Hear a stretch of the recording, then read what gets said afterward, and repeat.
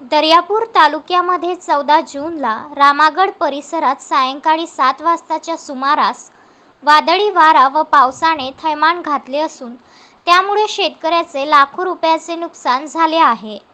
एवढेच नाही तर रामागड येथील शेतकरी अमोल लाजूरकर यांच्या गट क्रमांक 131 मध्ये उभारलेले सौर ऊर्जा पॅनल पूर्णतः उद्ध्वस्त झाल्याने या शेतकऱ्याचे लाखो रुपये खर्च करून आपल्या शेतात सौर ऊर्जा पॅनल उभारले होते।